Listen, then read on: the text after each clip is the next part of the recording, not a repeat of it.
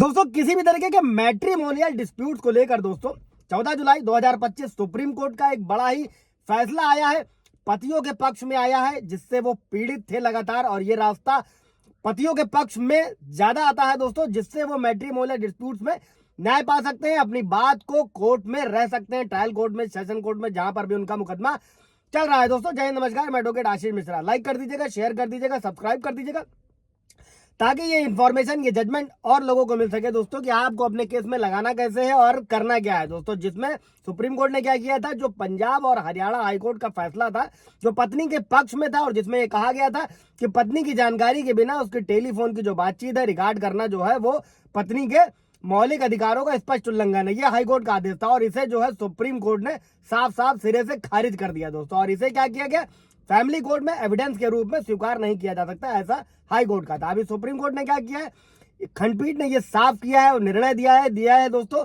कि पति पत्नी की जो गुप्त रूप से रिकॉर्ड गई टेलीफोन है, बातचीत है, वो वैवाहिक किसी भी तरीके के मुकदमे में स्पष्ट रूप से एविडेंस के रूप में एक्सेप्ट होगी। और क्या था मामला, पहले मामला समझ लीजिए, केस में कैसे लगाना है, कैसे हैंडल करना है दोस्तों। दरअसल ये मामला था पंजाब और हरियाणा हाईकोर्ट के एक फैसले को चुनौती दिया गया था इस केस में दोस्तों। और हाईकोर्ट के फैसले में कहा गया था कि पत्नी की जानकारी के बिना उसकी टेलीफोन पर जो बातचीत है, रिकॉर्ड करना, मैंने अपने कई वीडियोस में रिपीट किया हुआ था दोस्तों आप लोगों को, कि याचिका करती जो पत्नी है उसके मौलिक अधिकार यानी निजता के अधिकार का स्पष्ट उल्लंघन है और इसे फैमिली कोर्ट में जो है एविडेंस के रूप में स्वीकार नहीं किया जा सकता है दोस्तों। दरअसल क्या है, कानून क्या है, हिंदू विवाह अधिनियम की धारा 13 के तहत तलाक की कार्रवाई का मामला चल रहा था और इसी मामले में हाई कोर्ट ने यह फैसला सुनाया था दोस्तों।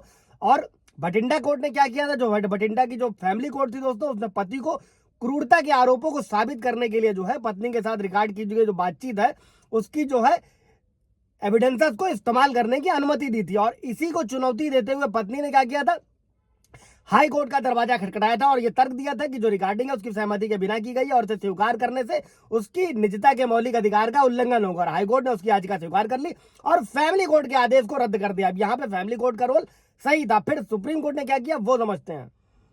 अब चूंकि दोस्तों हाई कोर्ट ने यह कहा था कि इस तरीके की जो रिकॉर्डिंग है उसको एविडेंस के तौर पर स्वीकार करना अनुचित होगा दोस्तों। बातचीत चूंकि एक पक्ष द्वारा गुप्त रूप से रिकॉर्ड करी गई थी, जो हमेशा कई सारे लोग वीडियो भी बनाते हैं कि गुप्त रूप से रिकॉर्डिंग नहीं करी जा सकती, उसी को लेकर ये जजमेंट है दोस्तों। और कोर्ट ने कहा कि जिन परिस्थितियों में जवाब दिए गए थे उनका पता नहीं लगाया जा सकता और अदालत क्या कर सकती है, जिरह के बावजूद भी ऐसे संदर्भ जो भी आ रहे हैं उनका आकलन करने में सक्षम अगर नहीं होगी, तो कोर्ट ने यह कहा था कि ये नहीं कहा जा सकता, ये निश्चित नहीं किया जा सकता है कि जो ये बातचीत है किन परिस्थितियों में हुई है, या बातचीत रिकॉर्ड करने वाले व्यक्ति ने किस तरीके से प्रतिक्रिया दी है। साधारण सी बात है, जब दो लोग फोन पर बातचीत करते हैं, गर्मा गर्मी होती है, तो दोनों तरफ से कुछ ना कुछ निकलता है।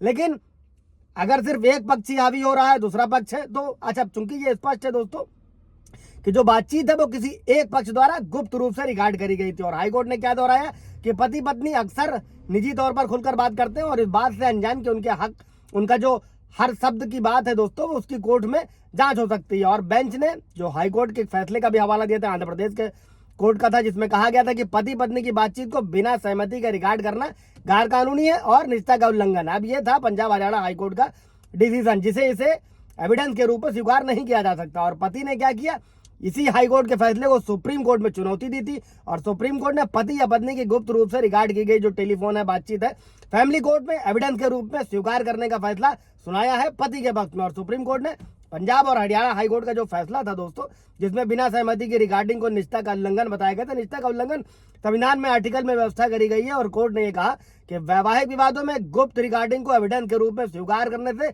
घरेलू सौहार्द किसी भी तरीके से खतरा में नहीं पड़ता है और ना ही निजता का उल्लंघन होता है। तो पतियों ध्यान रखें, सबूत इकट्ठा करें, सबूत बिना सबूत के कोई भी युद्ध काम नहीं आने वाला। कोई सवाल जवाब होगा कमेंट में पूछ लीजिएगा, क्लियर किया जाएगा। Thank you.